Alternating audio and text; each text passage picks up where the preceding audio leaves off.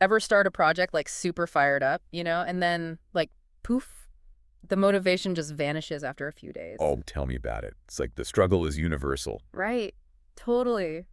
So that's exactly what we're going to dive into today. We're going to get to the bottom of this whole motivation mystery. Exactly. So we're looking at this article, Motivation versus Discipline, Unlocking the True Drivers of Success. It's fascinating stuff. We're going way beyond just theory, though. Right. We want you to actually use this stuff, give you actionable strategies you can put to work. Make it real. So let's start with the basics. What even is motivation? I mean, we all have some idea, right? Right. But this article breaks it down in a really interesting way. Yeah, it gets into the nitty-gritty. It talks about intrinsic motivation, which is like that feeling when you do something just because you love it. Pure enjoyment. Exactly. And then there's extrinsic motivation, which is more about external rewards.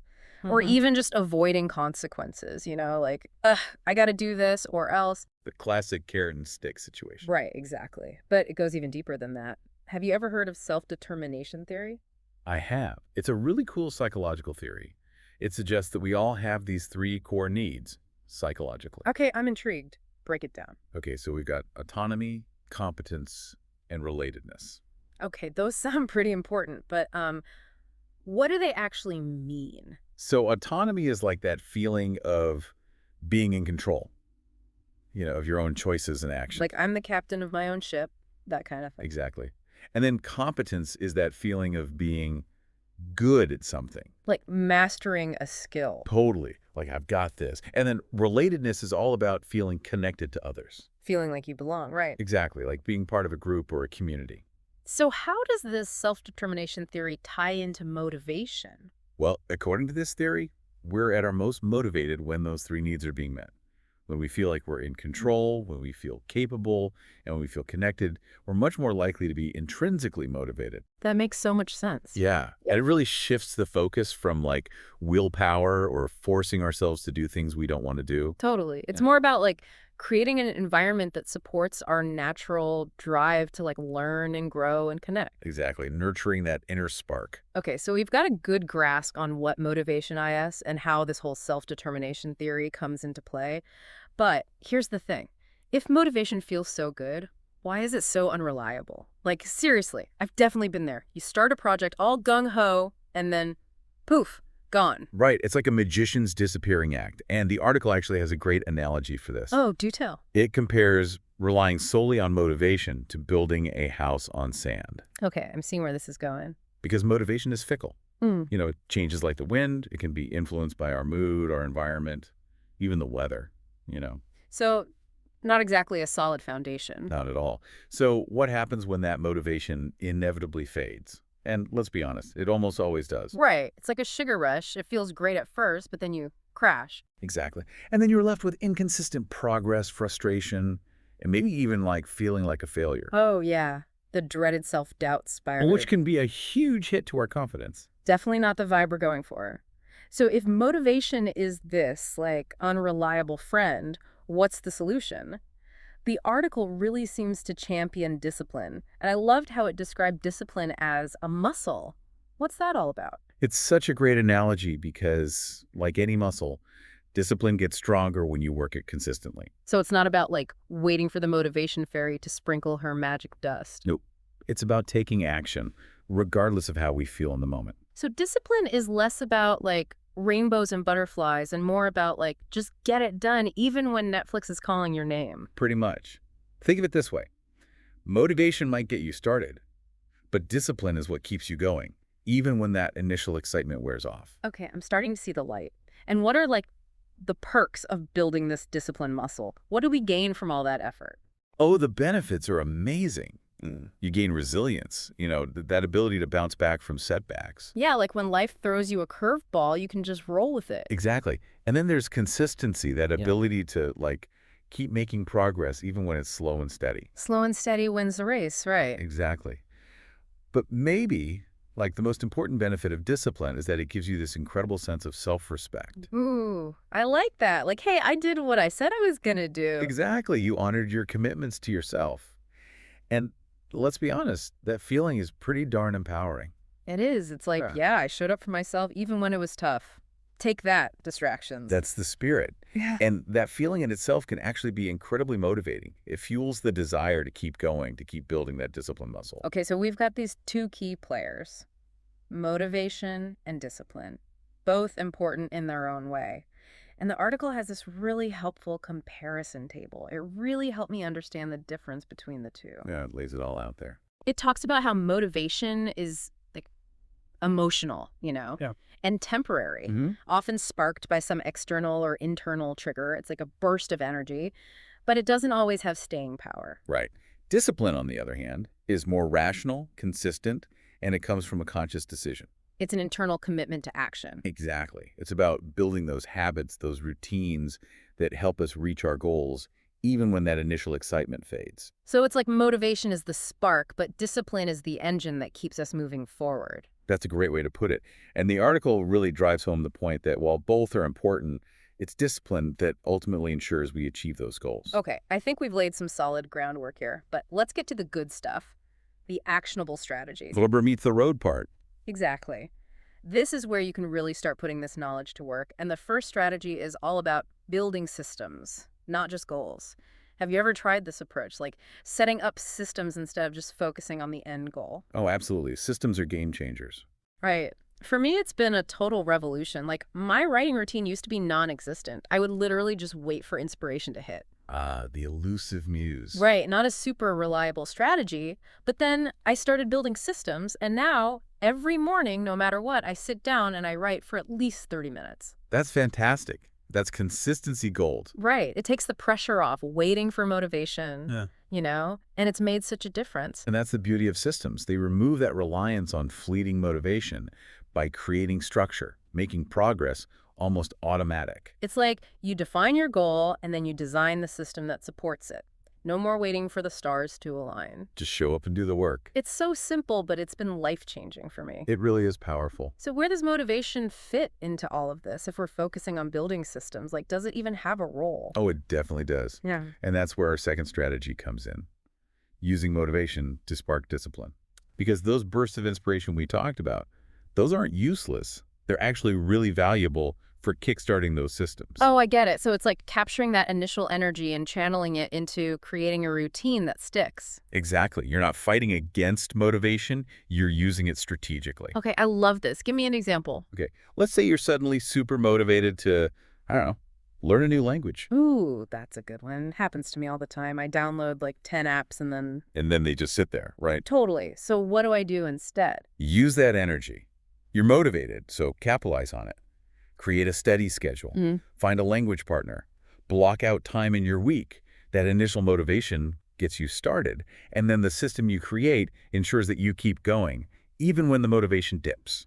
So smart. It's like giving that motivation structure so it can actually work for you. Exactly. It's about harnessing that power and making it sustainable. I'm definitely going to try this. Okay, what about this 2-minute rule the article mentions? It sounds almost too simple.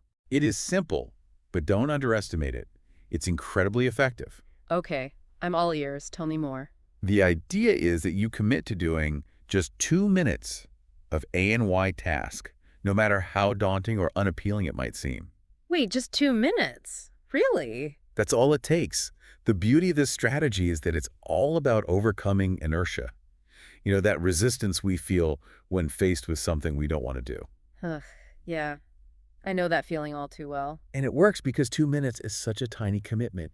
It feels doable even on our laziest days. Okay, so like if I'm dreading cleaning my entire apartment, I could just tell myself, okay, I'm just going to spend 2 minutes decluttering the coffee table. Exactly. And chances are, once you start, you'll end up doing more than those initial 2 minutes. It's like tricking your brain into productivity. I love it. It's a mental hack. And it's not just for big tasks. You can use it for anything. Writing, exercising, starting that meditation practice you've been putting off, just 2 minutes to get the ball rolling. Okay, this is making so much sense. I'm definitely adding the 2-minute rule to my toolbox.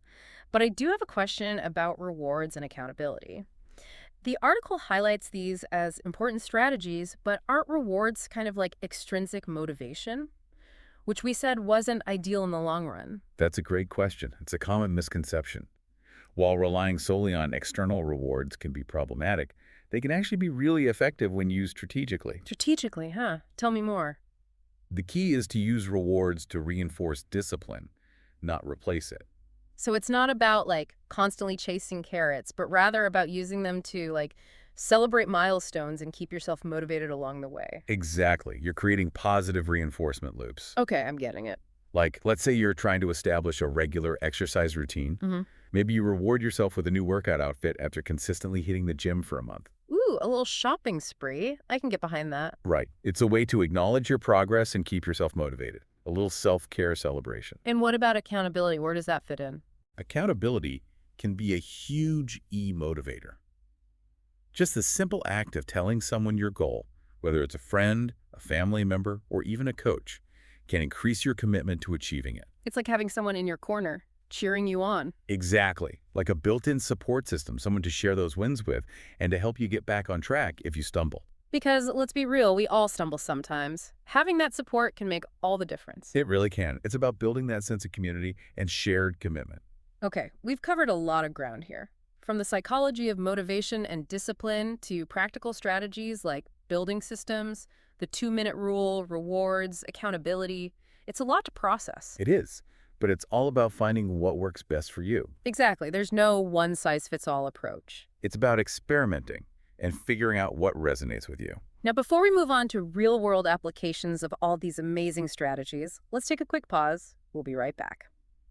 All right, we're back and ready to dive back into this whole motivation versus discipline thing. We've got all these great strategies, right, for building discipline and harnessing that motivation. Right. But let's be real. It's not always easy, is it? Life happens. Life definitely happens. There are days when I struggle to even like get out of bed, let alone tackle my to-do list. Oh, I hear you. Those days are real. And procrastination. Oh my gosh, procrastination is my superpower, I swear. Why do we do this to ourselves? It's fascinating, actually. The article gets into this. Oh, yeah. Yeah. It turns out procrastination is often driven by fear. Wait, really? Fear? I always thought it was just like laziness or something. It's easy to label it that way, Right. but it's often deeper than that. It could be fear of failure, fear of judgment, even fear of the unknown. So it's like our brain is trying to protect us from like potential discomfort or disappointment. Exactly. By keeping us firmly planted on the couch. Right. Avoiding the task at all costs. But it's well-intentioned, right? Our brain's just trying to help. Right. But it's counterproductive because by avoiding the task, we actually give those negative feelings more power. Oh, that makes sense. So how do we break free from this procrastination trap? Well, the article suggests a few antidotes. But before we get to those, maybe take a moment to think about what causes you to procrastinate. Yeah. What are your triggers? Knowing those is huge. So, like, is it fear? Is it feeling overwhelmed? Is it something else entirely? Once you know your triggers, you can start developing strategies to, like, combat them. Right. Tailor-made solutions. Exactly. And one of the most effective techniques the article mentions is breaking down those big, scary tasks into smaller, more manageable steps. Oh, yeah. That's a classic, right? It's so helpful. It's like creating a step-by-step roadmap. Instead of trying to teleport ourselves to the finish line. Right. Which just feels impossible and overwhelming. Exactly. Small steps, big results. I like that. And speaking of breaking things down, the article also mentions the Pomodoro technique. Have you ever tried that? Oh, yeah.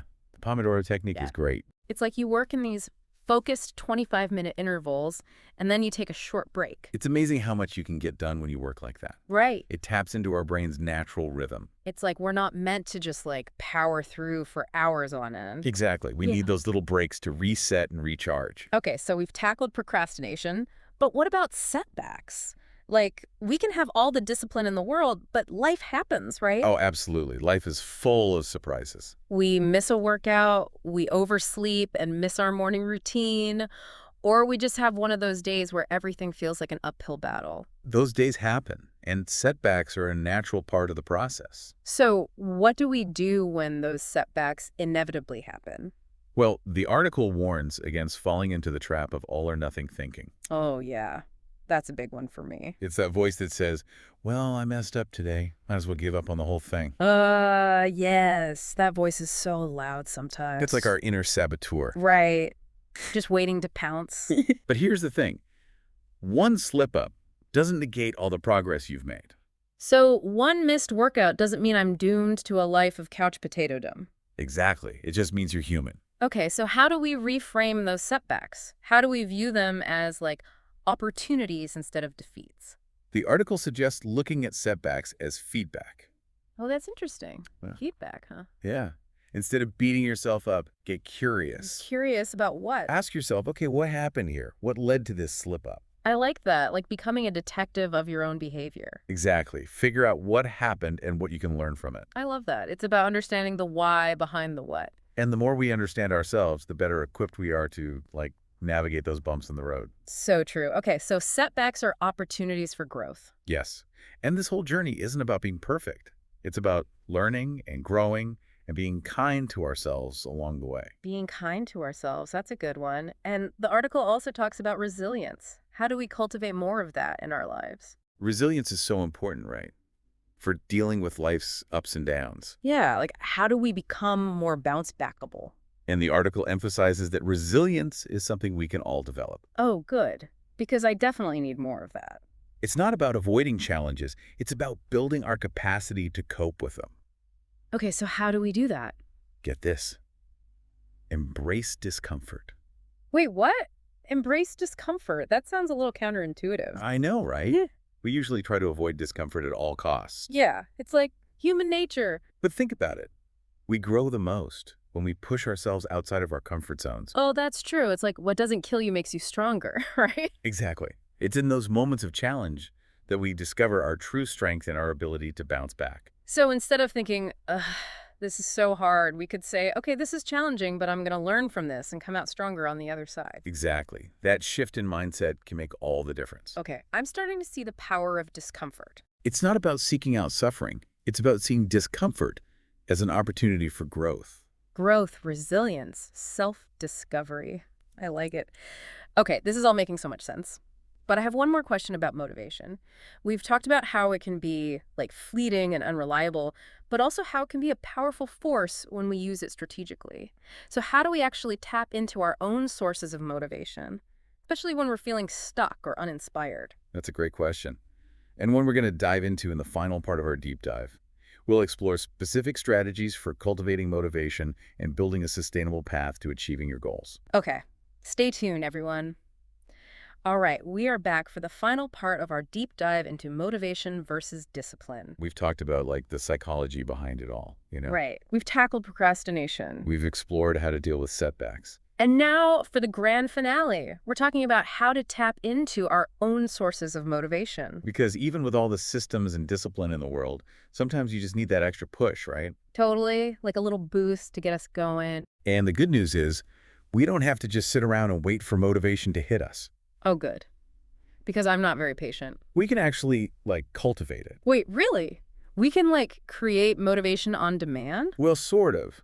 The article talks about connecting with our why. Oh, why? Huh? You know, like, why are we even pursuing this goal in the first place? Okay, yeah, that makes sense. Like, what's the deeper meaning behind it? Exactly. What's driving you? Because if you don't know why you're doing something, it's hard to stay motivated, right? Totally.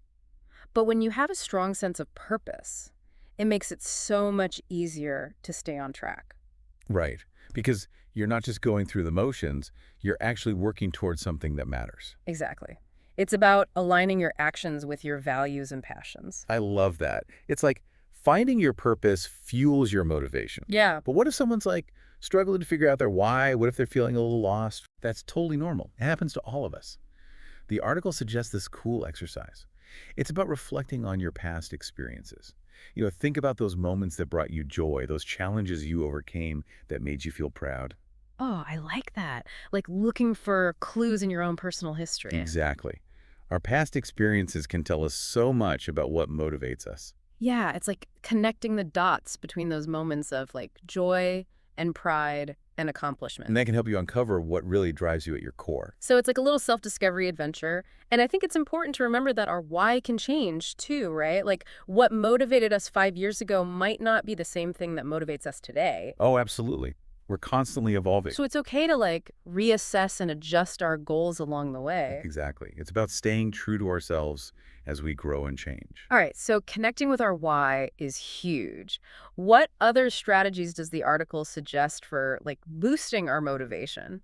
One that I find super powerful is visualization. Visualization, huh? Yeah. Like, just imagine yourself achieving your goals. Wait, so just by thinking about it, I can actually increase my motivation. It sounds kind of crazy, right? Right. But there's actually a lot of research that supports it. Okay, I am listening. Tell me more. When you visualize yourself succeeding, you're essentially creating a mental blueprint for your brain to follow. Oh, that's interesting. A mental blueprint, huh? Yeah. And that blueprint can actually influence your actions and behaviors. So it's like planting a seed in your subconscious mind. Exactly. And the article emphasizes making that visualization as vivid as possible, like Right. really engage all your senses. Oh, I like that. Make it a full sensory experience. Yeah. What do you see, hear, smell, even taste as you achieve this goal? It's like creating a movie in your mind. Exactly. And don't forget about those positive emotions. Feel that joy, that sense of accomplishment. Those emotions are powerful motivators. Okay, visualization is going on my list of things to try. What else? The article also highlights the importance of surrounding yourself with supportive people. Oh, yeah, your squad. Exactly. When you have a tribe of cheerleaders and mentors and accountability partners, it can make a world of difference. Because trying to do it all alone can be tough. It can be. And that support system can offer encouragement, guidance, a healthy dose of accountability when you need it most. So it's not just about finding people who will, like, cheer you on no matter what, Right? You want people who will challenge you too. like push you to grow. Exactly. People who believe in you, but who also aren't afraid to, like, call you out when you're slipping up. Because sometimes we need that tough love. Okay, so we've got our why, we're visualizing success, we've got our support system in place. What's the final piece of the puzzle? This one's simple, but so important. Celebrate your wins. Oh, yes, celebrate all the things, big or small. Exactly. No matter how small they may seem, acknowledge those victories. Because it's so easy to just keep pushing toward the next goal and forget to appreciate how far we've come. It's like we're always focused on what's next instead of enjoying the present moment. Yeah, that's so true. So how do we get better at celebrating our wins? It doesn't have to be anything fancy. Treat yourself to something you enjoy. Take a moment to reflect on your progress. Share your accomplishment with someone you care about. It's like giving yourself permission to feel good about what you've achieved. Exactly. Those positive feelings reinforce the whole cycle of motivation and achievement. Wow, this deep dive has been amazing. I feel like I have a whole new understanding of how motivation and discipline work together. And how we can use those concepts to create a life we love. So well said. So, tell me, what's one small area in your life where you could build more discipline starting today? Don't wait for motivation, take action. Share your thoughts and experiences, and join us next time for another deep dive.